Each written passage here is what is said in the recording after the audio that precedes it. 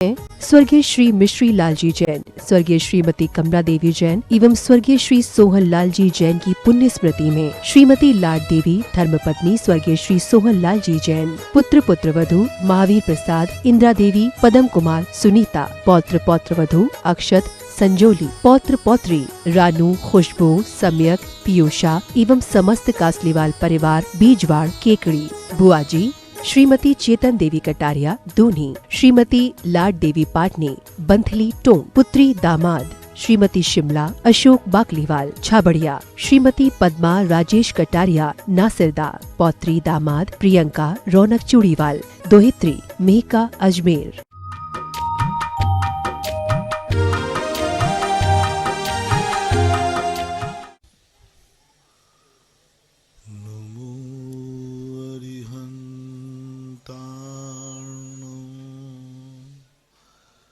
नमो सिद्धार्णो नमो आयर्याणो नमो वज्रायाणो नमो लोये सवशाहूर्णम।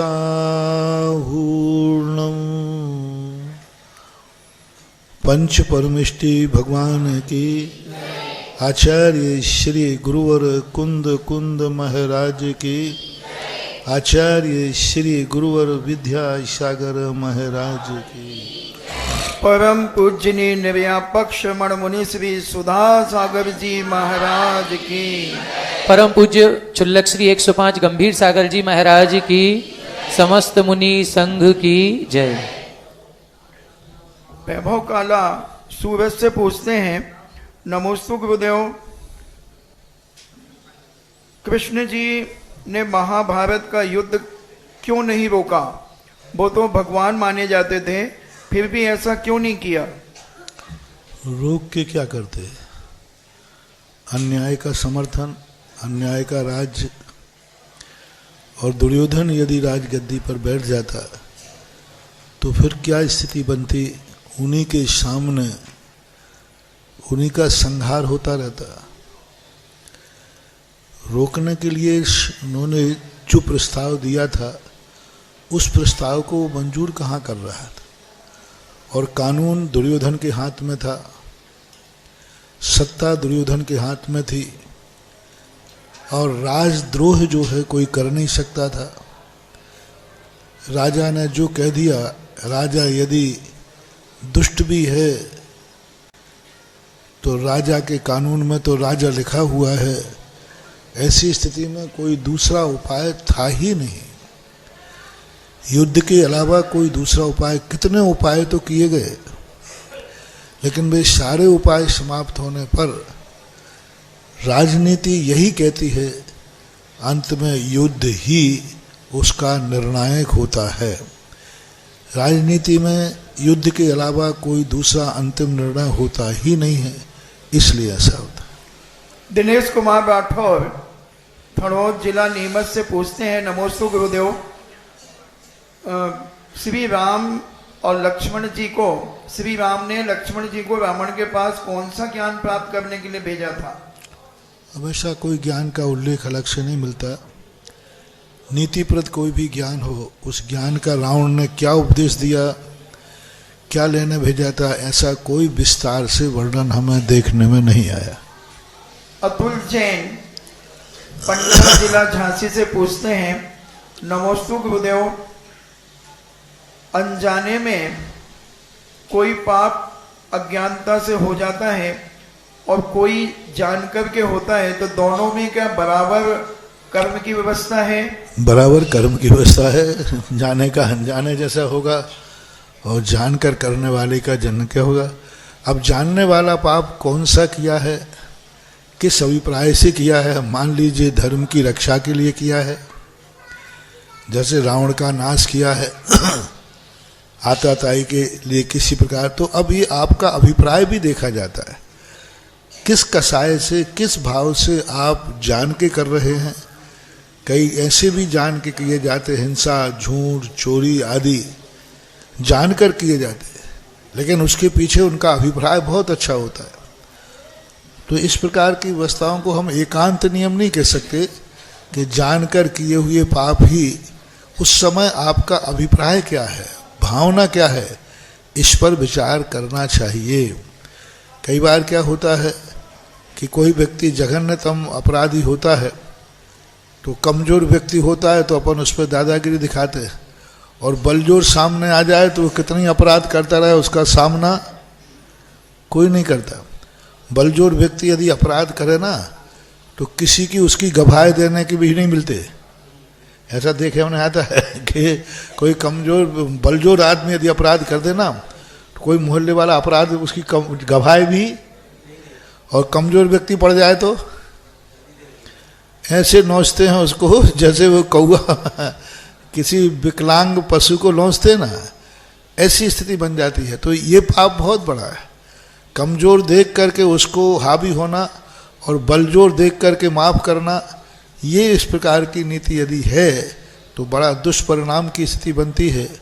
इसलिए आपका अभिप्राय क्या है, किस भावना से आप कर रहे हैं, उस पर विचार करना चाहिए। ऐसा विद्या जैन बड़ा गांव धसान से पूछती हैं, नमोस्तु गुरुदेव, जब कभी ईशान इंद्र, सानत और महेंद्र इन इंद्रों को मध्यलोक में अगर आना हो तो ये अपने लिए ऐरावत हाथी की सवारी बना सकते हैं? नहीं, ऐरावत हाथी तो मां सौधर्म इंद्र के लिए ही होता है, वो उसकी विशेषता है। और ऐरावत हाथी भी अनेक रूपों में आता है। जब वो भगवान के पंचणक में आएगा तो उसका सौंदर्य अलग होगा, उसकी 32 सूंडाएं होंगी, दांत होंगे, 8 मुख होंगे, उसका एक बहुत अलग वैभव होता है। वो वैसा वैभव तो भगवान के जन्म कल्याणक पर ही होता है, अन्य समय नहीं। अन्य समय पर उनके वाहन उनकी इच्छा के ऊपर आधारित होते हैं। कृष्ण जैन बिजली पूछते हैं, नमोस्तु गुरुदेव, हमारे जीवन में प्रतिदिन देव दर्शन का क्या महत्व है? जितना महत्व में खुद में दर्पण में मुख देखने का महत्व है, प्रतिदिन दर्पण में मुख देखने का क्या महत्व है, बोलो। अरे कल देखा था वही थोबड़ा तो आज है, आज क्यों देख रहे हो? वही सुबह देखा, वही दोपहर, कितने बार देखते हो दर्पण? है जितने बार घर से बाहर, अरे रुको रुको मैं दर्पण देख लूं, जितने बार जल्दी में भी हो गए तो एक बार तो चल भाई मोबाइल में ही देख करके, मोबाइल में देख लेंगे, गाड़ियों में वो दर्पण लगे तो उनमें देख लेंगे, लेकिन देखेंगे जरूर वो। तो जिस प्रकार से बार बार दर्पण देखने के लिए व्यक्ति सोचता है कहीं कोई धब्बा मेरे चेहरे पर, गंदगी तो नहीं आ गई, इसी प्रकार बार बार भगवान के दर्शन करने से पता चलता है कोई बुराई मेरे में तो नहीं आ गई, जिससे भगवान के सामने जाने से हमें उसका एहसास हो जाता है। दर्पण को देखने का और कोई मतलब नहीं, दो ही रूप हैं, एक तो मैं कितना अच्छा लग रहा हूं, और दूसरा देखा जाता है मेरे चेहरे पर कोई गंदगी तो, बस भगवान का रूप भी ऐसे ही है, भगवान का देखने के मैं कितना स्वच्छ हूं और मेरे में कोई बुराई तो नहीं आ गई, इसलिए बार बार भगवान का दर्शन करना चाहिए। एक व्यक्ति ने कहा कि बोले महाराज जी बार बार क्या भगवान के दर्शन, एक दिन देख लिया अच्छी तरह से तो देख लिया, आप सुबह भी, और आप तो और परेशान करते हो, सुबह भी देखो शाम को भी देखो। अरे मैंने कहा ये तो कुतर की है, पर कुतर का स्वभाव मेरे पास बहुत अच्छे होते हैं।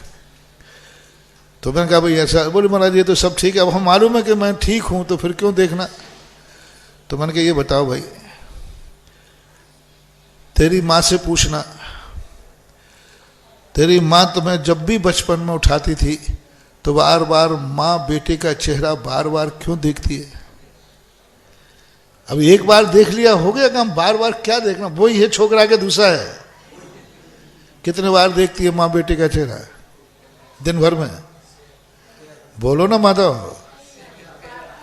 देखते आघाती नहीं है, बार बार जब भी उसको उठाएगी उसके चेहरे को देखेगी, हाथ फेरेगी, चूमेगी, प्यार करेगी, कुछ ना कुछ करती रहती। क्यों, क्या है उस बच्चे में? अरे वही बच्चा है, ये कहलाता है हमारा ममत्व भाव। चलो ये तो अच्छा उदाहरण है, दूसरा उदाहरण दो, थोड़ा ऐसे ही है लेकिन देने में कोई बाधा नहीं है। आप लोग ने शादी की है सबने, तो अपनी पत्नी को पहली बार देखा था कि नहीं? अब बार बार क्यों देखते, उसमें हीरा जड़ गए क्या? बोलो क्यों देखते हो, क्या मतलब है? ये कहलाती है वात्सल, आत्मीयता। इसी प्रकार जैसे रागी अपने बेटे का, रागी अपने पति का मुख देखने से नहीं अगाता है, ऐसे ही सम्यक दृष्टि भगवान का मुख देखने से नहीं अगाता है, बार बार देखे ही जाता है।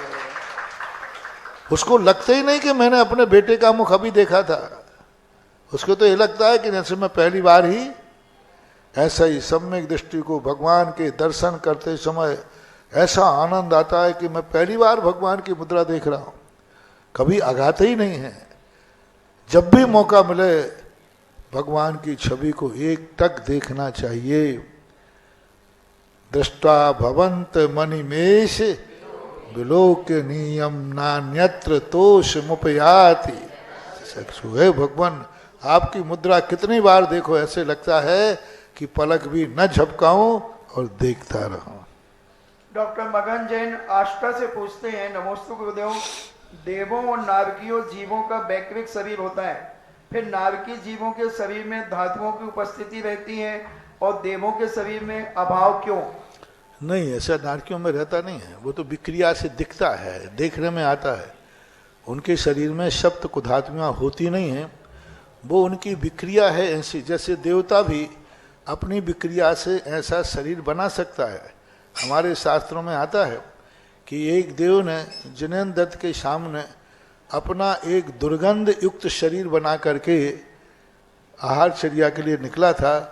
पूज्यवर समंतभद्र महाराज ने कथा लिखी है। तो देव अभी अपना वैसा रूप बना लेते हैं, नारकी भी बना लेते हैं। उनके शरीर में ओरिजिनल निगोदिया वाला सप्त कुधातु नहीं होती हैं। कुमारी माया जैन जालना महाराष्ट्र से पूछती हैं, मेरे आराध्य गुरुदेव के पावन चरणों में कोटि नमन।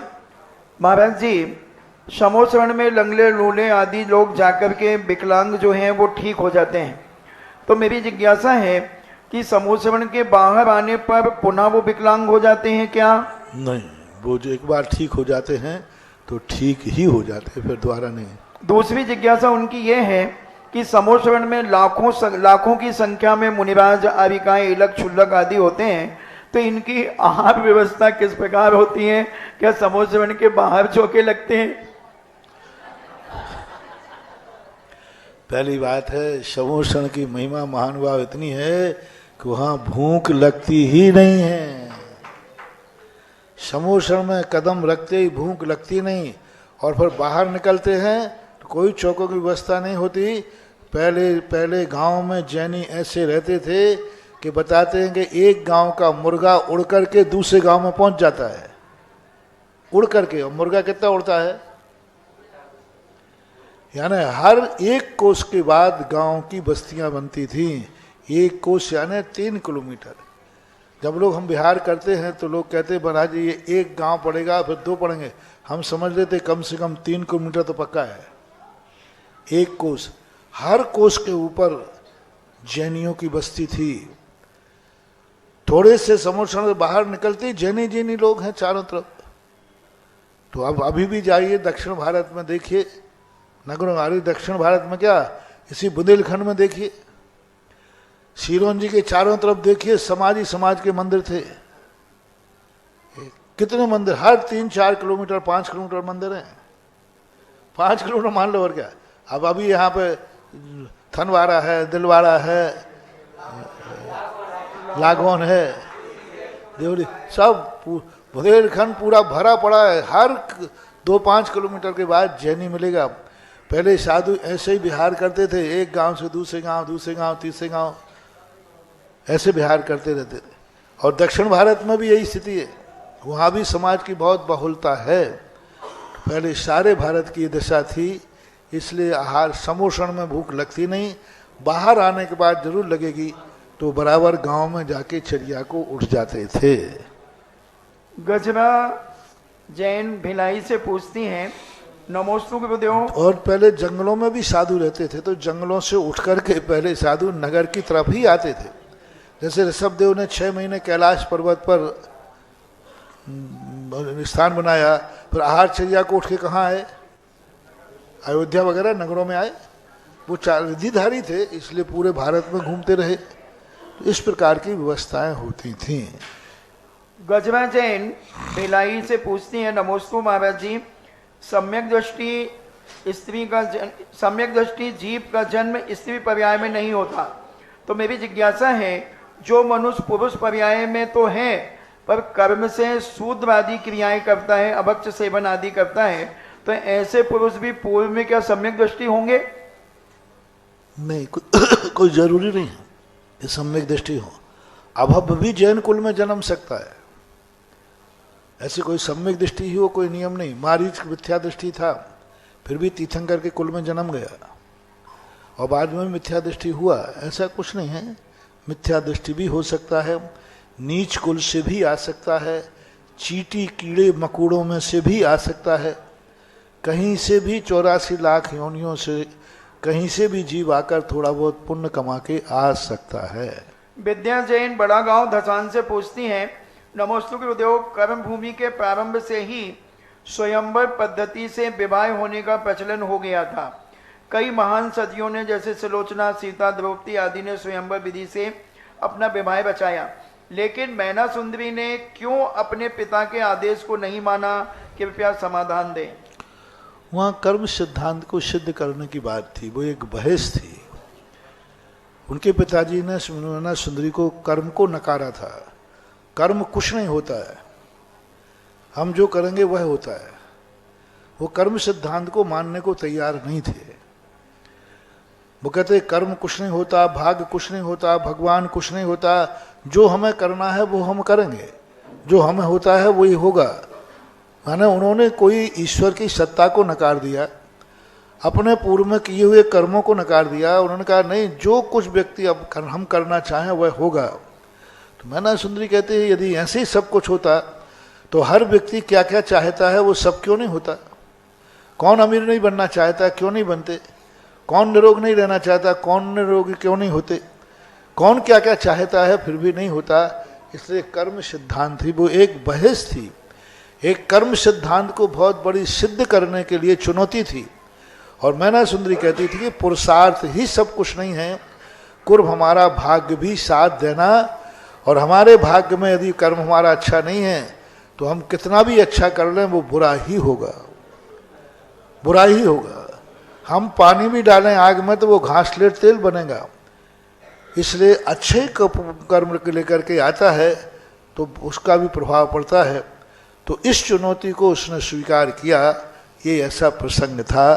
बाकी सामान्य प्रसंगों में ऐसी कोई बात नहीं है कि पुरुषार्थ की कोई कीमत नहीं, लेकिन वहाँ बहुत बड़ी एक प्रेस्टीज पॉइंट था, एक कर्म सिद्धांत की सिद्धि की बात थी। मैना सुंदरी ने बहुत बड़ी रिस्क उठा करके और आकर पिताजी को भी सत मार्ग पर लगा दिया कि तुम हमारा कितना भी विनाश करो, यदि मेरी किस्मत में विनाश नहीं है तो तुम विनाश नहीं कर पाओगे। देखो कौरवों ने पांडवों का कितना विनाश किया, लेकिन अंत में जितना विनाश करते गए वो उतना और आगे बढ़ता गया। तो हमें लगता है कि हमारे विनाश से किसी का विनाश हो जाएगा, नहीं, उसका कर्म है, इसलिए तुम निमित्त बन रहे हो। जिस दिन उसका कर्म पलट जाएगा तुम भी पलट जाओगे, ऐसा मानना चाहिए। पीयूष जैन बड़ा गांव से पूछते हैं, नमोस्तु गुरुदेव, 63 साल का महापुरुष साक्षात विद्यमान होने के बावजूद वहां पर मदरा का संग्रह कैसे हो सकता है? 63 साल का महापुरुष साक्षात उपस्थित होने पर उस नगर में मदरा का संग्रह कैसे हो सकता है? क्योंकि द्वारका का दहन मदरा के निमित्त से ही हुआ। संग्रह नहीं हुआ था, वो दूर फेंक दिया गया था। और हर साल पेड़ों में महुए तो आते हैं, और महुए शराब की सामग्री को दूर जंगलों में फेंक दिया जाता था। और बरसात के दिनों में वो जंगलों में गड्ढे में भरकर, अब कौन जानता था कि गड्ढों में भरी हुई कोई शराब पी लेगा। अब यही तो कहते हैं, यही तो होनहार कर्म सिद्धांत है कि सबने वहाँ मदिरा के निमित्त हटा दिए, सब कुछ हटा दिया, लेकिन वो गड्ढों में भरी राजकुमार का वहाँ जाना हुआ, दीपायन का आना हुआ, वो सब यानी सब कुछ पुरुषार्थ पे ही नहीं है, कुछ अतीत के कर्मों पर भी आधारित है, ऐसा माना। मनीष जैन बांसवाड़ा से पूछते हैं, नमोस्तु गुरुदेव, आजकल बाजार में चावल जो आ रहे हैं वो स्टीम किए हुए आ रहे हैं, जो बड़ी साइज में होते हैं और धोने के बाद टूटते भी नहीं है। उन चावल का उपयोग क्या हम जिनालय में पूजन आदि में कर सकते हैं? अब मुझे इस संबंध में ज्ञान भाप दे करके, मतलब अध कच्चे चावल जिसे अपन कहते हैं, नहीं चढ़ा सकते हो। लेकिन ऐसा नहीं, अभी जो बांसी में आया था तो वो चावल नहीं थे तो वो अच्छे ही चावल है, बासमती थे, वो पके हुए चावल नहीं थे, क्योंकि वहाँ प्रश्न आया था कि यहाँ के चावल जो पंचकर्म के लिए रहे ये इतने धोने के बाद टूट ही नहीं रहे, तो मुझे भी डाउट हुआ कहीं चाइना चावल तो नहीं हुआ और या भाप किया हुआ तो नहीं है, लेकिन उनका नहीं, ऐसा नहीं है। और बाकी जो तुम भाप वाली बात कह रहे हो तो ये नहीं होना चाहिए, और पूरी प्रोसेस मुझे मालूम नहीं है कि वो कैसे होते हैं, क्या होते हैं, तो आप खुद प्रोसेस समझ करके उसका निर्णय करें, क्योंकि मुझे इस संबंध में अभी मालूम नहीं है। श्रीमती माधवी जैन बनगांव से पूछती हैं, नमोस्तु गुरुदेव, जिन भारतीय पुराण में पढ़ा है कि पहले के मुनिराज धर्म प्रभावना के लिए विदेश जाते थे, परंतु आज के युग में मुनिराज तो विदेश नहीं जाते, तुम्हारा कहाँ जाते थे, कौन से गुण जाते? उनको जाते थे चारण रिद्धिधारी होते थे, जो आकाश मार्ग से जाते थे, 1 घंटे भर में अमेरिका हो जाए और लौट के वापस आ जाए। अब यहाँ तो अमेरिका जाए तो कहो जिंदगी में लौट के ही नहीं आ पाए, और पहली बात तो जा ही नहीं पाएंगे, समुद्र है। तो वो चारण रिद्धिधारी मुनिराज होते थे जो आकाश मार्ग से समुद्र को भी पार कर देते थे, ऐसा। अर्चना जैन भोपाल से पूछती हैं, नमोस्तु गुरुदेव, मेरे ससुर जी शांत हो गए और उठावना भी हो गया, अब हम शिवपुर जा सकते हैं दीक्षा देखने आदि के लिए? जा सकते, कोई बात नहीं। वैभव जैन सूरज से पूछते हैं, नमोस्तु महाराज जी, सत्य को जीवन में कैसे लाएं? सत्य को जीवन में ये लाएं कि सत्य हमेशा विजयी होता है। सत्य एक जीवन में एक ना एक दिन हमें सत्य का आलम्बन लेना ही पड़ता है। झूठ की इबारतें हम कितनी भी बनाएं वो एक दिन ढह जाती है। सत्य की भली एक पत्थर लगाएं लेकिन वो पत्थर अडिग रहता है, क्योंकि सत्य तो एक ना एक दिन कहीं ना किसी रूप में आता है। सत्य कभी पूर्ण होता नहीं है और असत्य कभी पूर्ण की स्थिति बनती नहीं है, और असत्य की जो स्थिति लेते हैं अंत में उनको धोखा ही होता है। Yashwant Jain Singhai central GST officer पूछते हैं, नमोस्तु महाराज जी, वकील ही है जो गलत होने पर भी आपका साथ देता है, तो मेरे कुछ वकील मित्रों की, Yashwant Singhai central GST officer पूछते हैं, नमोस्तु महाराज जी, वकील ही है जो गलत होने पर भी आपका साथ देता है, तो मेरे कुछ वकील मित्रों की जिज्ञासा है कि धार्मिक दृष्टिकोण से एक वकील की किस इंसान का साथ देना चाहिए और उसका केस लड़ना चाहिए? देखो, हमें अच्छे वकीलों का तो यही काम है, सत्य के पक्ष में रहना चाहिए, सत्य का ही साथ देना चाहिए। अब रही बात आज के वकीलों की बात, तो आज के वकील तो असत्य के साथ ज़्यादा रहते हैं, बलजोर के साथ ज़्यादा रहते हैं, कमज़ोर के साथ नहीं रहते हैं। आज का युग पैसे का युग है, दृष्टि पैसों पर रहती है, जहाँ से हमें पैसा ज़्यादा मिलता है, चाहे वो सत्य हो और असत्य हो, उस तरफ व्यक्ति का झुकाव हो जाता है। ताकि सत्य के लिए ही न्यायालय होते हैं, सत्य के ही वकील होते हैं, सत्य का ही पक्ष होना चाहिए। आलोक एक और पूछ लेते हैं। निधि जैन ललितपुर से पूछती हैं, नमोस्तु महाराज जी,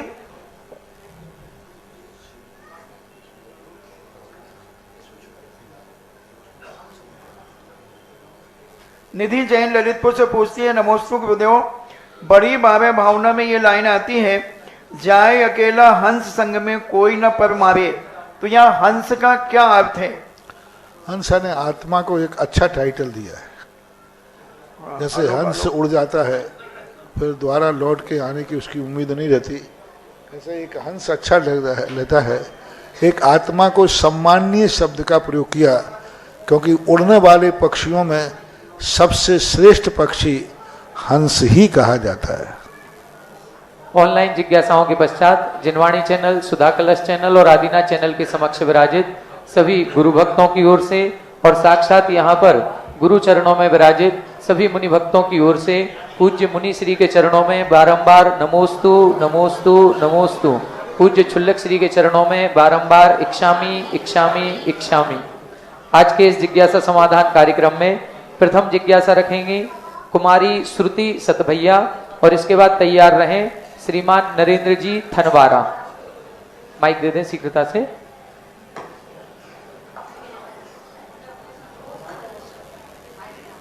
माइक एक इधर दे दें जल्दी से। नमोस्तु महाराज श्री, श्यामी महाराज। महाराज श्री, मैं मुंबई में जॉब करती हूँ, तो वहाँ पे ऑफिस जाने के लिए मुझे लोकल ट्रेन से 45 मिनट का ट्रैवल लगता है। तो मैं उस ट्रेन की जर्नी में 45 मिनट में जैसे तत्वार सूत्र याद करती हूँ या फिर सहस्रनाम याद करती हूँ, तो वो कर सकते हैं क्या उच्चारण किए बिना? ट्रेन के सफर में तत्वार सूत्र वगैरह याद कर सकते, कोई बात नहीं। ठीक है, थैंक यू। इसके बाद जिज्ञासा करें श्रीमान नरेंद्र जी थनवारा। तैयार रहें श्रीमान मनोज जी बबीना, महामंत्री सतोदय तीर्थ क्षेत्र।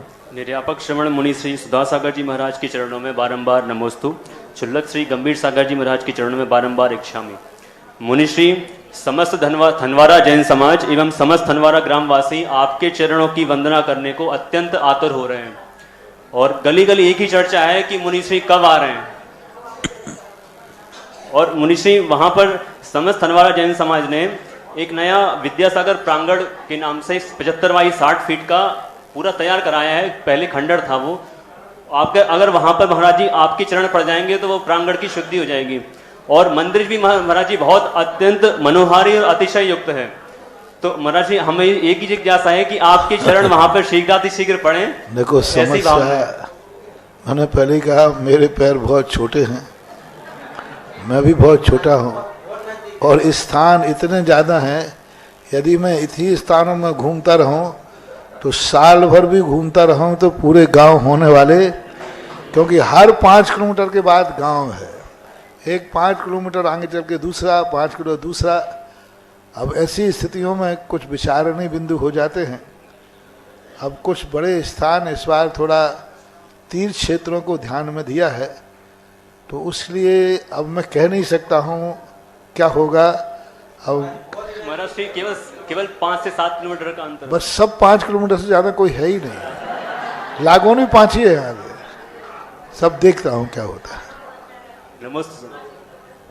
इसके बाद जिज्ञासा रखें सतोदय तीर्थ क्षेत्र के महामंत्री एवं महामहिम श्रीमान मनोज जी बबीना। तैयार रहें श्रीमती दीप्ति जी जखौरा। पूज्य गुरुदेव, आपके पावन श्री चरणों में सतोदय तीर्थ क्षेत्र कमेटी की ओर से बारंबार नमोस्तु। पूज्य गुरुदेव, मैं इस क्षेत्र से काफी दिनों से जुड़ा रहा, आता रहा, लेकिन कल जब आपका प्रवेश इस क्षेत्र पे हुआ तो मैंने देखा कि एक चमक सी थी। जैनेत्रों के भी चेहरे पर एक बड़ी मुस्कान थी और दिल में शांति थी। तो महाराज जी, मेरी जिज्ञासा है कि दिशा बदलने से भी क्या दशा बदलती है? इस क्षेत्र को बड़ी आवश्यकता है महाराज जी। हम सब पे आपने इतना उपकार किया, इतने क्षेत्रों का आपने जीर्णोद्धार किया, इस सतोदय क्षेत्र पर भी आपकी कृपा हो, ऐसी हमारी भावना है। तो दिशाओं से तो प्राय सभी लोग दिशा तो सही चलते हैं, पर दशा पर विचार नहीं कर पाते। सदा से हर व्यक्ति सिरोंजी सतोदय तीर्थ क्षेत्र का विकास चाहता रहा है, लेकिन किसी ने दशा पर सुधारने का भाव नहीं किया। व्यक्ति खाने के थाली देखकर खाने का मन तो ललचाते हैं, लेकिन अपने पेट की जगराग्नि ठीक नहीं रखते, अपना स्वाद ठीक नहीं रखते। शुगर वाला मीठा खाना तो चाहता है, अब खा क्यों नहीं पाता? तो ये दशा सुधारना हमारे लिए बहुत जरूरी है। शतोदय तीर्थ क्षेत्र सिरोंजी की दिशा में कोई कमी नहीं है, पर दशा में जो दुर्दशा है वो बड़ी दयनीय है और विचारणीय है। आज इतना बढ़िया क्षेत्र, इतना विकसित क्षेत्र, इतना सब कुछ होकर के भी उस ऊंचाई को नहीं पहुंच पा रहा है जिस उच्च स्थान पर इस क्षेत्र को होना चाहिए था। कल जो हमने देखा कि देखो हर क्षेत्र की एक गरिमा होती है। शांतिनाथ भगवान को जिस ढंग से अपन ने बैठाल के रखा है उसके लायक वो स्थान नहीं है। हर व्यक्ति की एक योग्यता होती है, पोजीशन होती है। तो यहाँ पर सबसे पहले तो एक बहुत बड़ा विशाल पाषाण का मंदिर होना चाहिए। जय हो, जय हो। बहुत बड़े विशाल पाषाण, अभिनंदन तीर्थ क्षेत्र से भी बड़ा हो। जय हो। और वो क्यों तुम्हें बजानी पड़े, क्योंकि सिरोंजी ललितपुर से अलग है ही नहीं। क्योंकि ललितपुर में तो स्थान की मर्यादा थी, यहाँ स्थान की कोई विशेष मर्यादा नहीं है। और ये तो एक ऐसे खुले मैदान में है, इतना बढ़िया स्थान है, ऐसा होना चाहिए। और यहाँ पर जितना समोषण है, प्राचीन मूर्तियां हैं, इनके लिए कम से कम 24 जिनालय और ऐसे बने जैसे अभिनंदन में बने 24 ही, उनमें ये सारी प्राचीन मूर्तियां विराजमान हों तो यह क्षेत्र बहुत ऊंचाइयों को पहुंच सकता है। अब बड़ा मंदिर कौन बनाएगा ये तो अपन सब जानते हैं। बड़े मंदिर से 15 से 20 नहीं, ये नहीं, बड़े मंदिर का बोलो कितने का बनता है? महाराज जी 15 और 20 के बीच में, 1500 से 2000 कलश के बीच में, 1500-2000 कलश के बीच में एक विशाल मंदिर यहाँ बने। उसमें एक विशाल जिनबिंब हो और ये शांतिनाथ भी हो, और एक विशाल मूर्ति हो वहां पर, सबसे बड़ी मूर्ति हो। अभी बुंदेलखंड में इतनी बड़ी मूर्ति ना हुई हो, इतनी बड़ी मूर्ति है। जय हो। और 24 जिनालय उसके चारों तरफ 24 जिनालय घेर के बनाए जाएं। और उसके लिए आप 24 जिनालय की बात बोले, 24 जिनालय भी पाषाण के हों। 71 कलश इस प्रकार ऐसे बोल रहे हो जैसे कि बिल्कुल ढंग से बोल रहे हो जी। 71 कलश, कम से कम 71 काय कलश। के 81 कलश ज्यादा ठीक है। काय के पत्थर 24 जिनालय पत्थर से जो निर्मित हो गए, बढ़िया कार्विंग, पत्थर से कार्बन युक्त जिनालय बने वो एक एक। और दूसरा, यहाँ पर यात्री के रुकने का कोई भी व्यवस्था नहीं है। क्यों रुकेगा? और मैंने कहा तीर्थ क्षेत्र और मंदिर, मेरी दृष्टि में मंदिर वही सही है जो 24 घंटे कभी भक्तों की भक्ति से खाली नहीं होना चाहिए। वे मंदिर वस्तुतः अकृत्रिम चैत्यालय और तीर्थ क्षेत्र वो हों जिन तीर्थ क्षेत्रों पर या 24 घंटे में ऐसा ना हो, कोई ना कोई यात्री तीर्थ पर रहना ही चाहिए। जिस क्षेत्र पर 24 घंटे तीर्थ यात्री रहते हैं वे तीर्थ क्षेत्र अपने आप में अर्वाचीन होकर के भी प्राचीनों से आगे निकल जाते। सबसे बड़ा अतिशय है 24 घंटे कोई ना कोई तीर्थ यात्री यहाँ मौजूद रहे। ऐसे के लिए हमें उनकी अनुकूलता बनाना चाहिए। उसके संबंध में अभी ये लोग विचार कर रहे हैं। महाराज जी, हमारी तो भावना है कि कल से ही हम यहाँ पर वीआईपी कमरे सबसे पहले ठहरने यात्रियों के लिए व्यवस्था करें और कल आपके सानिध्य में उसका शुभारंभ हो जाए, जैसे आप लोग इच्छा हो। और दूसरा, इसका जो जितना भी वास्तु था मैंने सब व्यवस्थित कर दिया। अब इनकी व्यवस्था के लिए कम से कम ऐसा पहला कदम यहाँ उठाएं, जो मेरा नियम है कि हम उसी तीर्थ को आशीर्वाद देते जहाँ पर पुजारियों से, वेतन भोगियों से अभिषेक न कराया जाए और अभिषेक प्रतिदिन भक्तों के द्वारा हो। और ये कार्य यदि करते हैं तो हम जो क्षेत्र की कल्पना चाहते हैं इसके धीरे धीरे करके अतिशय आ जाएगा। और यहाँ पर जो प्रतिदिन जो अभिषेक करने यहाँ आवे, तो हमने 7 मंडल जखोरा के और 7 दिन के 7 मंडल ललितपुर के बना दिए कि प्रतिदिन भक्त लोग यहाँ आकर के भगवान का अभिषेक करेंगे, पूजा करेंगे। और ऐसी व्यवस्था के लिए सबसे बड़ी बात है, तुम्हारे गाड़ियां इतनी चलती, वाहन इतने चलते दुनिया भर के आराम परिग्रह के लिए, लेकिन यहाँ पर अभिषेक करने वालों के लिए 2 परिवारों ने वाहन प्रदान कर दिए। जो वाहन अभिषेक करने जाएंगे वो उनके वाहन से जाएंगे। एक तो जखौरा में अजैन व्यक्ति हैं लोधी कल्पनी ठाकुर, उन्होंने कहा, उनकी देखो श्रद्धा देखो, बोले शत्रुदय तीर्थ से जो भगवान का अभिषेक करने जाएंगे उन्होंने तुरंत अपनी गाड़ी जैन समाज को समर्पित कर दी।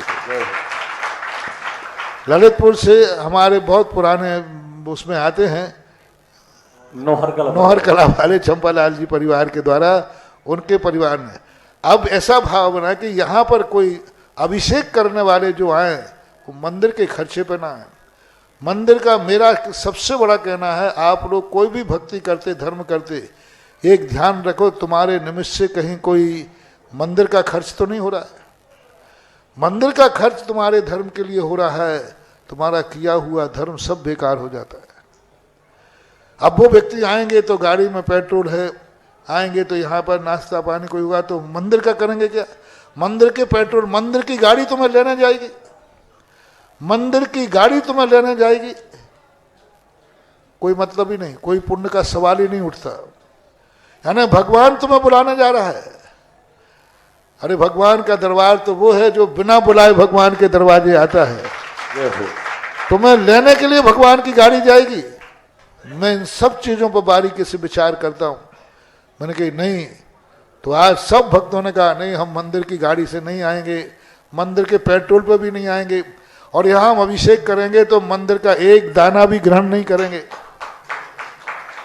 ऐसा करने के लिए फिर कुछ भक्तों ने कहा कि ऐसे भक्त जो आएंगे उनके लिए, भक्त आएंगे जाएंगे तो उनका भी खर्च, और यहाँ जो आएंगे भगवान का जो अभिषेक करने आएंगे वो भगवान का अभिषेक तो खाली पेट करेंगे और भगवान के बाहर आते ही हम उनके पेट भरेंगे। 1 लाख व्यक्तियों को बारात में भोजन कराना और एक अभिषेक करने वाले को भोजन करा देना तीर्थ यात्रा पे आए बराबर है, क्योंकि ये भगवान की एनर्जी लेके आया है, भगवान की अभिषेक करके आया है और अभिषेक करने के लिए आया है। मैं तो सदा कहता हूं सब लोगों को अपने अपने तीर्थ क्षेत्रों पर नियम करना चाहिए कि कम से कम साल भर में एक दिन ऐसा नियम होना चाहिए कि इस तीर्थ क्षेत्र पर जितने यात्री आएंगे कम से कम एक दिन का भगवान के भक्तों का भोजन हम कराएंगे। आप बारातों में कराते हैं, दुनिया भर में कराते रिश्तेदारों को, लेकिन भगवान के भक्तों को कराने के बाद, और 365 ऐसे नाम हर तीर्थ क्षेत्र पर होना चाहिए। एक दिन का आप संकल्प कर सकते, एक दिन जितने तीर्थयात्री आए हमारी तरफ से निःशुल्क उनको आतिथ्य होना चाहिए। भगवान के भक्तों का जो सम्मान करता है उनके लिए, उनके रिश्तेदारी में, उनके संबंधियों में कभी कोई व्यक्ति भूख से या अन्न के अभाव में नहीं मर सकता। न ऐसी कोई बीमारी आएगी कि वो खाना खा भी नहीं पाए, क्योंकि उन्होंने भगवान के भक्तों को भोजन कराया था। तो ये व्यवस्था सब क्षेत्रों पर होना चाहिए, कोई बड़ी व्यवस्था नहीं है। अरे कुछ क्षेत्र तो ऐसे हैं, राजस्थान में एक आमा सुदर्शन तीर्थ थे, एक ही परिवार, 2 परिवारों ने, मुन्ना पूरन मान लीजिए, अभी हरसौरा है, पहले हाँ संजय पाटिल, इन लोग देखो कई सालों से पूरा एक ही परिवार तीर्थ क्षेत्र पर जितने यात्री आते सबको भोजन करा रहे हैं, वर्षों हो गए। और जितने भी वहां तो बसें की बसें भर के आती हैं सावन 10 लाख चतुर्मास में हमेशा। बुंदेलखंड में भी ऐसा होना चाहिए कि हर तीर्थ क्षेत्र पर एक व्यक्ति कराए तो कोई बड़ी बात नहीं है, एक व्यक्ति ना भी करा पाए तो कम से कम 365 व्यक्ति एक दिन का संकल्प कर लें कि एक दिन हमारी तरफ से रहेगा समस्त तीर्थों में। तो साल भर में कितने दिन होते हैं? अब 365 कौन से भारी हो गए? एक दिन की बात है, एक दिन की बात है 365 दिन में, तो भी आप लोग कर सकते हो, ये करना चाहिए। तो यहाँ पर तो अभी अभिषेक करने वालों ने तो एक करने वाले दातार तो आ गए कि अभिषेक करने जितने लोग आएंगे उन सबको आने जाने का और अभिषेक की पूरी सामग्री का और उनके लिए भोजन का व्यवस्था करने के लिए यहाँ आ गए। और कुछ क्षेत्रों पर नहीं जा पाते हैं तो 24 घर एक एक दिन ऐसा ले सकते हैं, क्षेत्र का जो भी मेंटेनेंस खर्च आता है साल भर का एक दिन का हम करेंगे। ऐसे 12 या 24 नामों की बात मैंने कही थी, ऐसे 24 नाम आ जाएं जो क्षेत्र पर आने के लिए समस्त व्यवस्थाओं को अपने हाथ में ले लें। और खास आपके मुखारबिन से एक मिनट तो एक बार अभी दोपहर सुबह चर्चा आई थी, फिर उसके लिए करने के लिए बात आई थी। जो सिरोन से रिलेटेड लोग हैं वे इस संबंध में सोचें और ये विचार करें। अभी अभिषेक करने वालों के तो नाम आ चुके हैं, अब उनकी जो 24 घंटे में कोई भी यात्री आएगा वो एक एक दिन का आतिथ्य करने के लिए यदि ये 365 सदस्य हो जाएं तो यहाँ निःशुल्क भोजनालय भी चालू हो जाना चाहिए। अभी तो जो अभिषेक करने वाले आए उनके नाम बोल दें। गुरुदेव आपकी ऐसी अनूठी कृपा है, जो आ रहा वो तो पुण्यार्जन कर रहा और जो नहीं आ पा रहा वो भी छोटे से काम से घर बैठे पुण्यार्जन कर सकता है। इस क्षेत्र पर जो अभिषेक के लिए जो बस से आ रहे हैं, पूजन के लिए, यहाँ पर भोजन के लिए जो भक्तगण आपके क्षेत्र पर आ रहे हैं और उनके लिए घर बैठे आप उनकी व्यवस्थाओं में अपना योगदान दे करके पुण्यार्जन कर सकते हैं। ऐसी अनूठी आपने पहल और ऐसी अनूठी विधा ये लोगों के सामने दी है कि आप अपने उनका फ्लैक्स लगाया जाए 1 महीने का। उनका बस में भी मंदिर में भी दोनों जगह हर माहवार जिनकी जो टर्न होगा उनका उस पर फ्लैक्स लगेगा, भोजनशाला में, मंदिर में और बस में। ये नाम हमारे आलोक जी घोषित कर रहे हैं। मात्र 1,11,000 की राशि है।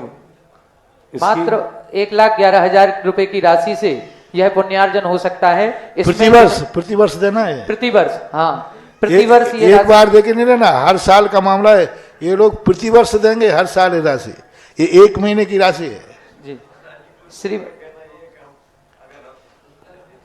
श्रीमती सुशीलाबाई जी, मातेश्वरी इंजीनियर, अरुण जी, अनिल जी, BSR, श्री अजय जी, आनंद जी, समस्त साइकिल परिवार, श्री सतीश जी, बंटी बजाज, आनंद परिवार, ललितपुर, पवित्र जी, चयन जी, अनुपमा जी, श्रीमान आनंद कुमार जी, मनोज जी, धर्मेंद्र जी, अंशुल जी, श्रीमती कंचन जी, कुमारी अनिका जी, समस्त बबीना वाले परिवार, श्रीमान विजय कुमार जी, समस्त लागोन परिवार, श्रीमान निर्भय जी, नीतेश जी, अभिनंदन जी, मुकेश जी, राजीव जी, समस्त बिलहुआ परिवार, आर्यन वेयर हाउस जखौरा, श्रीमती शिल्पी जी, राजीव जी, हर्षित जी, अक्षय जी, समस्त मड़ावरा वाले परिवार, श्रीमान अजय कुमार जी, अनुज जी, श्रीमती नीतू जी, अंशिका जी, समस्त सिंघई ट्रांसपोर्ट परिवार बाहुबली नगर, श्रीमान विकास जी CA, श्री विकास जी CA, समस्त CA परिवार ललितपुर, श्रीमान अमित जी, ममता जी, पलाश जी, कुमारी आशी, काव्या, समस्त डोंगरा परिवार ललितपुर, श्रीमान सन्मति सराफ, सुनीता सराफ, आदित्य सराफ, कृतिका सराफ, समस्त सराफ परिवार ललितपुर, श्रीमती कमलाबाई जी, श्रीमान मनोज जी, 56 भोग, श्रीमती आशा जी, मोहित जी, अमिता जी, मिलन, समस्त 56 भोग परिवार ललितपुर, श्रीमान मनोज कुमार जी, श्रीमती ऋतु, मेहुल, ऋतिक, समस्त हिरावल वाले LG परिवार ललितपुर, श्रीमान सुमत चंद जी सराफ, श्रीमती संतोष सराफ, विशाल सराफ, सोनिया सराफ, सौरभ, समस्त सत्यवादी आश्रम सराफ परिवार ललितपुर, श्रीमती सुषमा, हर्षिता, संकल्प संस्कार, समस्त पत्रकार रवि चुनगी परिवार, श्रीमान धर्मेंद्र जी, छिपाई वाले अध्यापक परिवार, श्रीमान जिनेश जी, अमित जी, आगम जी, सतभैया देलवारा परिवार, पवन जी, प्रबल जी, साहिल जी, समस्त कबाड़ी परिवार, श्रीमती शशि जी, मातेश्वरी, संजय जी, रिंकू सीमेंट, नेहा, राजीव जी, सपना जी, समस्त बुढ़वार वाले परिवार। ये कुछ नाम यहाँ पर अभी प्राप्त हुए। और ये ध्यान रखना आप लोगों को, ये अभिषेक की बस की व्यवस्था चलती रहेगी तभी तक है। तुमने ये व्यवस्था बंद की कि हमारे दातारी बंद हो जाएंगे। हाँ, अभिषेक की जो व्यवस्था चल रही है, जो बनाई है बस की, उसमें जो अभिषेक करने वाले आएंगे उन्हीं के लिए इन लोगों ने संकल्प किया है। तो यह व्यवस्था चलाते रहोगे तो ये भी मिलता रहेगा और व्यवस्था बंद इन लोगों का भी। हाँ, नहीं तो तुम व्यवस्था तो बंद कर दो और उनसे कहो लाओ जाओ। नहीं, सशर्त है अभिषेक करने वाले जो आ रहे हैं उनके लिए ये है, क्योंकि अभिषेक करने वाले मंदिर का कोई लाभ न लें और अपन को ही मंदिर को लाभ देवें। इसलिए जब तक अभिषेक व्यवस्था चलेगी तब तक के लिए यह है। सतोदय तीर्थ क्षेत्र के लिए संरक्षक सदस्य हेतु एक नाम प्राप्त हुआ। आजीवन का अर्थ ही समझना, अभिषेक व्यवस्था चल रही है तो है, अभिषेकता बंद वही आजीवन माना जाएगा। श्रीमती शकुंतला जी, राजीव जी, संजीव जी, प्रदीप जी, लागोन वाले भगवान आदिनाथ कॉलेज समस्त परिवार, इन्होंने सतोदय तीर्थ क्षेत्र की संरक्षक सदस्यता प्राप्त की है। जिज्ञासा करें श्रीमती दीप्ति जी जखौरा। कितने नाम हो गए? 16-17? हाँ हो गए महाराज जी, करीब 20 के नाम, 20 समथिंग हो गए। 20 नाम हो गए, 4-5 नाम बचे बस। जिज्ञासा करें श्रीमती दीप्ति जी जखौरा। तैयार रहें श्रीमती चुनगी रवि चुनगी पत्रकार। गुरुवर के चरणों में त्रिवार नमोस्तु, छुल्लक श्री गंभीर सागर जी के चरणों में छामी। गुरुवर जिज्ञासा ये है, लाइव में तो क्या, लाइव तो क्या है 15 मिनट बाद आएगा ना, हम यहाँ बोल रहे हैं ना, 15 मिनट बाद वहाँ सुनेंगे लोग। अभी तो 15 मिनट। गुरुवर जिज्ञासा ये है कि जैसे तीर्थंकर की माताओं को स्वप्न आते हैं, 16 स्वप्न, तो उनको पता चल जाता है कि कोई भव्य आत्मा आने वाली है उनके परिवार में, तो ऐसा क्या मुनि महाराज या आचार्य श्री आप लोगों की माताओं को भी कुछ ऐसा एहसास हुआ था क्या? आ सकते हैं, शास्त्रों में उल्लेख मिलते हैं, आ सकते हैं। अब ये तो आप लोग पूछ सकते हो महाराजों की माताओं से, हाँ क्या बात है, पूछ सकते हो। और कई लोगों को हमारे शास्त्रों में वर्णन है, लव कुश के लिए जब आए थे बताते उस समय भी स्वप्न आए। महापुरुषों के चक्रवर्ती आदि के संबंध में 4 स्वप्नों का उल्लेख मिलता है कि 4 स्वप्न आते हैं। सामान्य लोगों को भी ऐसे आते हैं, लेकिन उनका निर्णय नहीं कर पाते, निर्णय बाद में होता, उस समय निर्णय नहीं होता कि स्वप्न हमें इसलिए आया है। तीर्थंकर का तो नियोग बन जाता है कि ये स्वप्न इसलिए आया है। माताओं को आते हैं स्वप्न, तो वो उस समय निर्णय नहीं कर पाते कि मुझे ये स्वप्न आया, इसका प्रतीक है कि मेरा बेटा मुनि बनेगा। ऐसा निर्णय नहीं होके जब वो मुनि बन जाता है फिर निर्णय किया जा सकता है, अच्छा ये तो स्वप्न पहले ही आ गया था, तो बाद में निर्णय कर पाएंगे, पहले नहीं कर पाएंगे। आ सकते हैं, हो सकता है। इसके बाद जिज्ञासा करें श्रीमान रवि चुनगी पत्रकार, और तैयार रहें श्रीमती रागनी जी। जगत पूज मुनि श्री सुधा सागर जी सत्संग के श्री चरणों में रवि जैन चुनगी चुनिंदा परिवार की ओर से सादर नमोस्तु नमोस्तु नमोस्तु। गुरुदेव, हमारी जिज्ञासा है कि जो श्रद्धालु होते हैं, भक्त होते हैं, वह प्रातःकालीन उठकर भगवान की भक्ति करने, उनकी पूजा अर्चना करने के लिए सुबह नहाते हैं, नहाने के बाद मंदिर जाते हैं। अगर वो पूजा कर रहे हैं तो वह वस्त्र घर से पहन के जाते हैं या मंदिर में पहनते हैं, फिर पूजा करते हैं। हमारी जिज्ञासा यहाँ शुरू होती है कि गुरुदेव, जो घर से वस्त्र पहनकर जाते हैं, जो घर से वस्त्र पहनकर जाते हैं, तो कुछ हमने श्रद्धालु देखे हैं कि वो चप्पल पहन जाते हैं, मतलब धोती पहन ली है और चप्पल भी पहने हैं। समझ गया। तो ऐसी स्थिति में श्रद्धालु को एक भाव आता है। मैंने उससे पूछा कि आप चप्पल पहने क्यों है, तो उन्होंने कहा कि जो समय जो हमें निकालना है, पैदल चलना है, तो गंदगी मिलती है, तो गंदगी मिलने सब समझ गया मैं। आप गंदगी को देख के चले, अच्छे रास्ते चले, लेकिन जूते चप्पल पहन करके, शुद्ध वस्त्र पहन करके ना तो पूजन कर सकते हैं, ना अभिषेक कर सकते हैं और ना आहार दे सकते हैं। ये व्यवस्था किसी प्रकार छूट नहीं दी जा सकती है। आप रास्ता देख के चले, और ज़्यादा ही गंदगी है तो शुद्ध कपड़ों को स्टील के कैन में रख के लाएं और यहाँ गीली टावल पहन करके उनको बदलना सबसे सरल उपाय है, लेकिन जूते चप्पलों की छूट नहीं दी जा सकती है। नमोस्तु गुरुवार।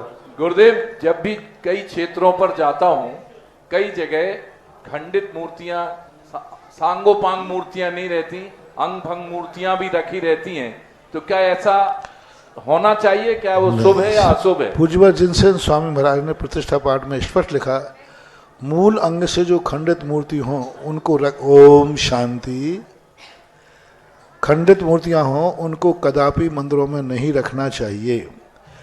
मंदिर कभी भी जहाँ खंडित मूर्तियां होती हैं वे मंदिर कभी विकसित नहीं हो पाते, क्योंकि खंडित मूर्ति होती उनकी प्राण प्रतिष्ठा खत्म हो गई।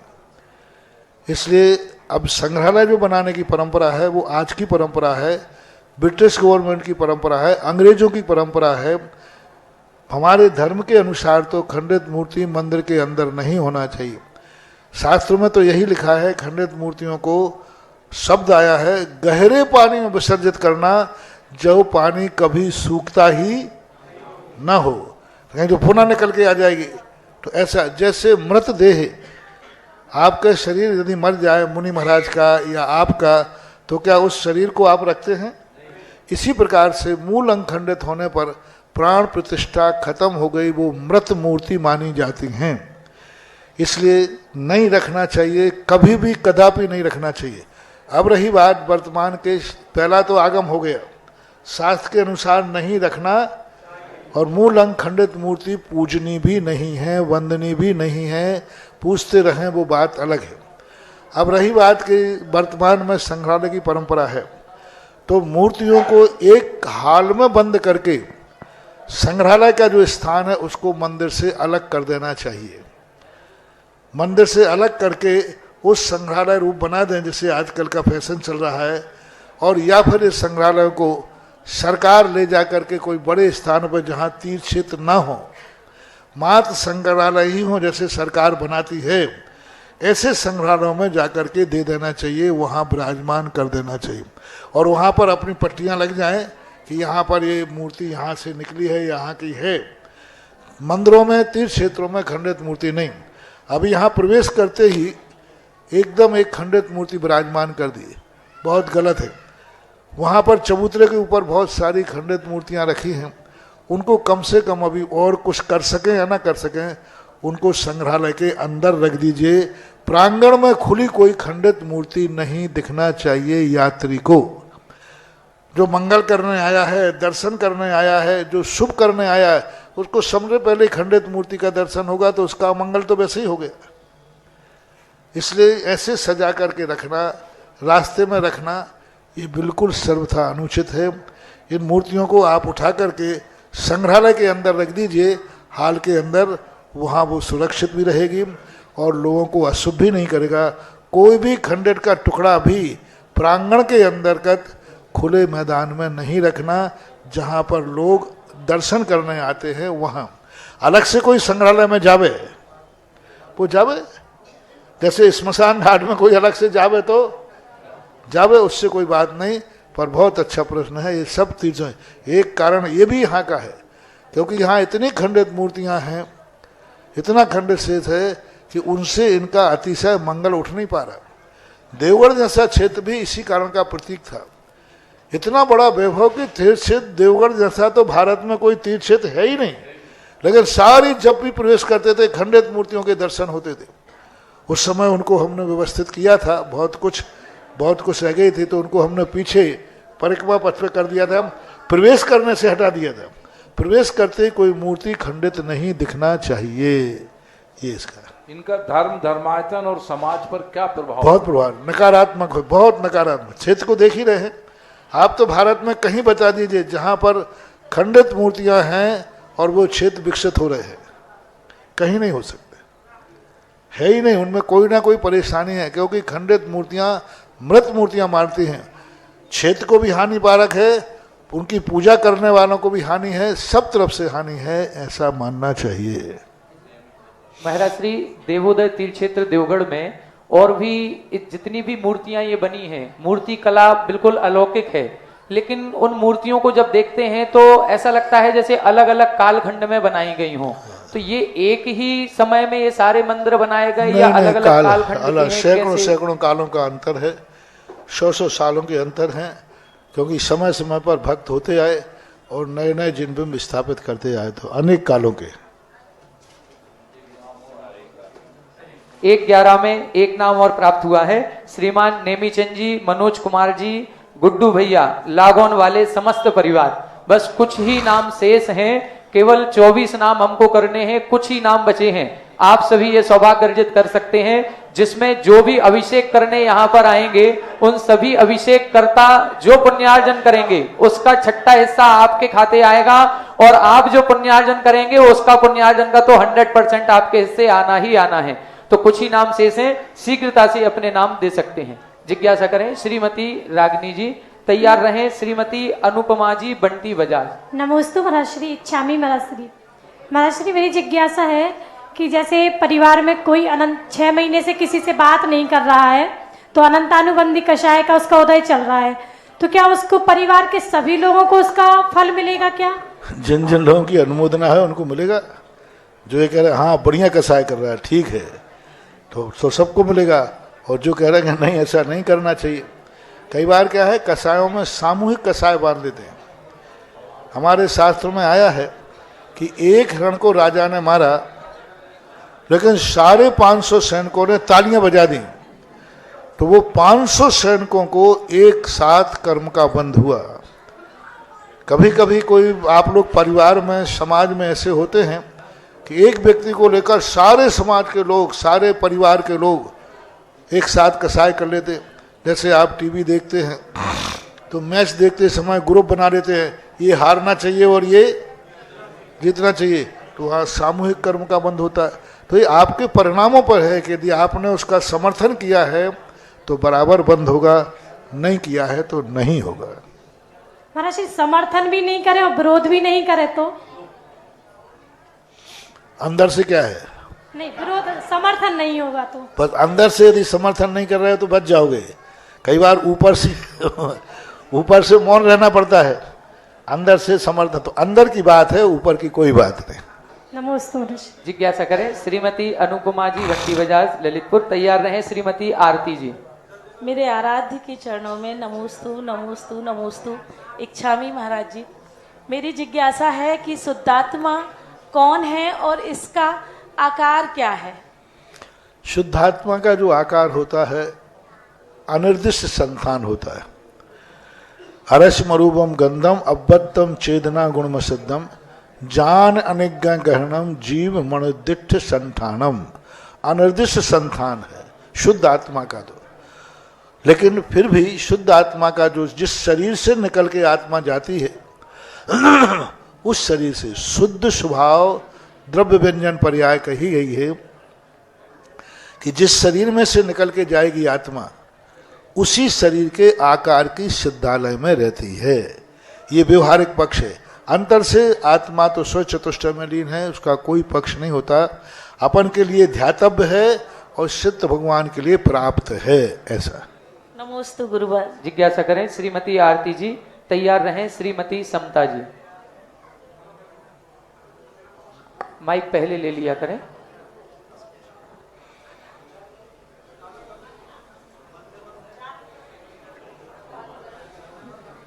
महानुभाव 31 दिसंबर 1 जनवरी और 2 जनवरी त्रिदिवसीय कार्यक्रम देवोदय तीर्थ क्षेत्र देवगढ़ जी में पूज्य महाराज श्री के सत्संग सानिध्य में रखा गया है। नया वर्ष हम सभी के बिल्कुल नजदीक है और नए वर्ष को हम बड़े उत्साह के साथ मनाते हैं कि हमारा पूरा वर्ष मंगलमय हो। इसलिए नव वर्ष के प्रथम दिन हम कोई ना कोई शुभ कार्य जरूर करते हैं। तो हम सभी के बीच में एक शुभ संयोग जुड़ने जा रहा है कि पूज्य श्री का मंगल सानिध्य हम सभी को प्राचीनतम तीर्थ क्षेत्र जहां पर 7वीं 8वीं शताब्दी की सारी मूर्तियां हैं, अलौकिक मूर्ति कला और अलौकिक जिन बिंबों का दर्शन हमें वहां पर होगा। और केवल दर्शन ही नहीं होगा, उन 3 दिनों में हमें 41 मंदिर में करीब 500 जिन बिंब का अभिषेक करने का सौभाग्य अर्जित होगा। मात्र 5100 रुपए की राशि निर्धारित की गई है।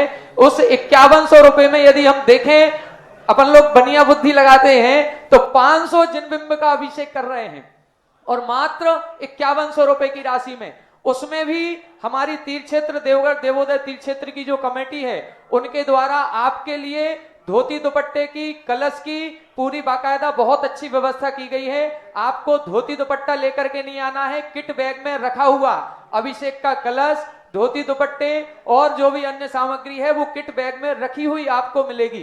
केवल आपको वहां पर आना है, भोजन आदि की भी कोई चिंता नहीं करनी है। केवल आपको देवोदय तीर्थ क्षेत्र आना है और अपना केवल एक दिन नहीं, पूरा साल 2023 हमारा पूरा वर्ष मंगलमय हो, ऐसी भावना के साथ आप सभी अधिक से अधिक संख्या में पूज्य गुरुवर के सानिध्य में हम सभी मूल नायक शांतिनाथ भगवान का गंधोदक प्राप्त करेंगे और पूज्य श्री की चरण रज भी हमको प्राप्त करने का अवसर प्राप्त होगा। तो ऐसे 31 दिसंबर, 1 जनवरी और 2 जनवरी त्रिदिवसीय कार्यक्रम में आप सभी पधारें। हमारे यहाँ पर देवोदय तीर्थ क्षेत्र की कमेटी के महामहिम महामंत्री श्रीमान संजीव जी सीए, अध्यक्ष साहब श्रीमान अनिल जी अंचल, आप आए और पूज्य गुरुवर के चरणों में श्रीफल अर्पण करके निवेदन करें। महाराज श्री शीघ्राति शीघ्र आपका पद विहार देवगढ़ की ओर, देवोदय तीर्थ क्षेत्र की ओर हो और वहां पर हम सभी भव्य मंगल आगवानी आपकी कर सकें, ऐसा हमें आशीर्वाद प्रदान करें। नमोस्तु गुरुदेव। हे गुरुदेव, मेरी जिज्ञासा ये है कि अष्टकुमारी पूर्व जन्म में ऐसा कौन सा पुण्य करती है जिससे वो अष्टकुमारी बनती है? ओम शांति। क्या बोला? अष्टकुमारियां पूर्व जन्म में ऐसा कौन सा पुण्य करती हैं जिससे वो अष्टकुमारी बनती हैं और वो कितने भाव में मोक्ष जाती? अष्टकुमारियों के संबंध में मोक्ष जाने का तो कोई भाव निर्धारित किए नहीं, और वो भवनत्र को में से होती हैं, मध्यलोक में रहती हैं। अब उनके पुण्य तो उन्होंने कुछ ना कुछ तो किया ही है, जो माता की सेवा करने का उनको सौभाग्य मिलता है। अलग से कोई ऐसा पुण्य पर्टिकुलर नहीं दिखाया गया इस पुण्य से अष्टकुमारियां बनती हैं। लेकिन कार्य को देख के लगता है कि उन्होंने पूर्व भाव में स्त्री पर्याय में रह करके भी गुणवानों की सेवा की होगी, अच्छे लोगों की सेवा की होगी, माँ बाप के लिए बहुत सम्मान दिया होगा, हो सकता है बड़ी बड़ी आरिका माताओं की सेवा की होगी, और किसी कारण से वो सम्यक दर्शन प्राप्त न कर पाए हों, इस कारण से उनको इस प्रकार की स्थिति बनती। पुण्य तो है ही कोई ना कोई तो। एक नाम और सतोदय तीर्थ क्षेत्र में अभिषेक पूजन करने वाले जो भी यहाँ पर आएंगे, उनकी सेवा के लिए या उनके भोजन आदि की व्यवस्था के लिए अभिषेक करने वालों की एक नाम और प्राप्त हुआ। 1 कलश 11 श्रीफल के माध्यम से श्रीमती श्रीबाई जी, सुनील कुमार जी, श्रीमती रानी, पर्व तनिष्क, प्रेम श्री परिवार जखौरा, चौधरी परिवार, हाल निवासी भोपाल, आपको ये सौभाग्य अर्जित हुआ है। यहाँ उपस्थित हैं तो आ जाएं, गुरुवर के चरणों में श्रीफल अर्पण करके आशीर्वाद ग्रहण करें। अंतिम जिज्ञासा श्रीमती समता जी। महाराज श्री साइकिल वालों के परिवार की तरफ से त्रिवाई नमोस्तु नमोस्तु नमोस्तु। महाराज श्री, मेरी जिज्ञासा है कि मेरा स्वाध्याय का नियम है और यदि मैं शंका समाधान सुनती हूँ या बैठी हुई हूँ तो मेरा यह नियम पूरा माना जाएगा क्या? माना जाएगा, क्योंकि ये प्रश्न स्वाध्याय कहलाता है, आएगा। महाराज जी, ऐसे 15 मिनट मेरा नियम है कि मैं नमोकार मंत्र का पाठ करती हूँ और उसमें बिल्कुल मौन से करती हूँ, तो उसका क्या फल मिलेगा महाराज? ठीक है, अच्छा है, बहुत बढ़िया।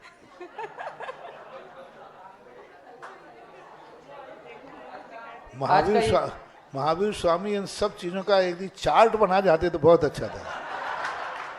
जो दुकान पे चार्ट बनता है ना, ये वस्तु इतने मूल्य की, ये वस्तु इतने मूल्य की, ऐसे महावीर स्वामी एक चार्ट बना देते, इतना मजे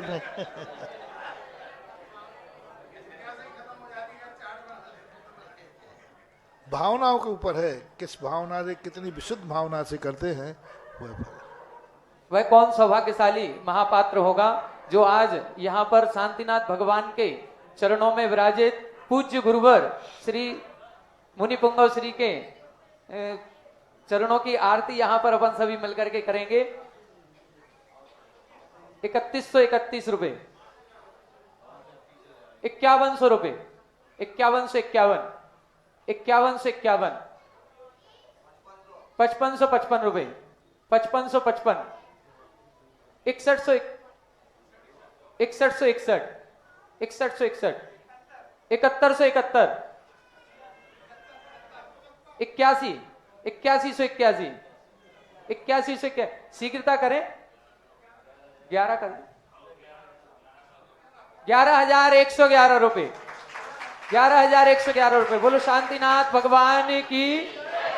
11,111 रुपए, 11,111 रुपए 1, 11,111 रुपए 2 और 11,111 रुपए 1 2,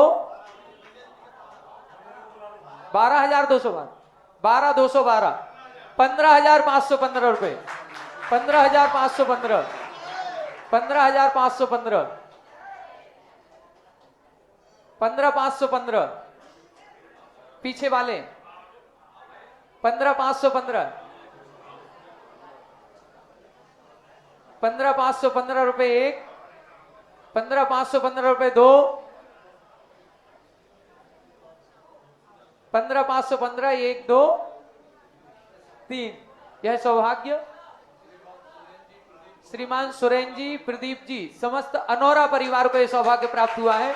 करतल ध्वनि से आपका हार्दिक अभिनंदन स्वागत करेंगे। आए सपरिवार और यहाँ पर पूज्य गुरुवर की आरती करने का सौभाग्य अर्जित करें। दूसरा सौभाग्य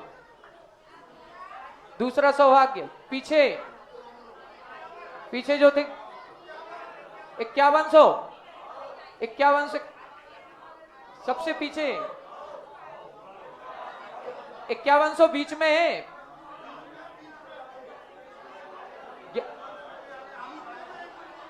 11 कर दे पीछे वालों के, आपने भाव तो बना ही लिए थे।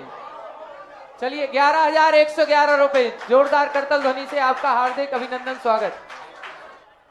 आ जाए, आगे आ जाए भैया, परिवार, संपूर्ण परिवार के साथ। आज पूज्य गुरुवर की नवदा भक्ति पूर्वक आहारचर्या कराने का सौभाग्य हमारे सतोदय तीर्थ क्षेत्र के अध्यक्ष श्रीमान सतीश जी बंटी बजाज आपके यहाँ हुए हैं। अभी आरती के पश्चात आपके घर पर यहाँ पर भजनों का बलुआ रखा गया है। हम सभी घर जाने के पहले इनके चौके में एक बार मंगल गीत गाने जरूर जाएं। सभी आमंत्रित हैं। विनोद कुमार, नरेश कुमार चंदेरी वाले, सेठ परिवार चंदेरी आ जाएं। आरती इनके परिवार से जो भी हो, सेठ परिवार चंदेरी से आगे आ जाएं।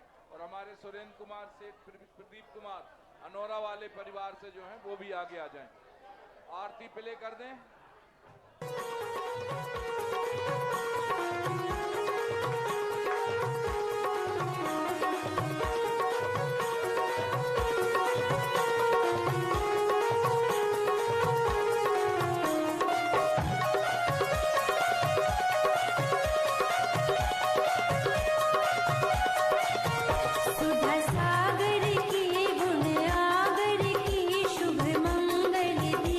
सजाए के मैं आज उतारूं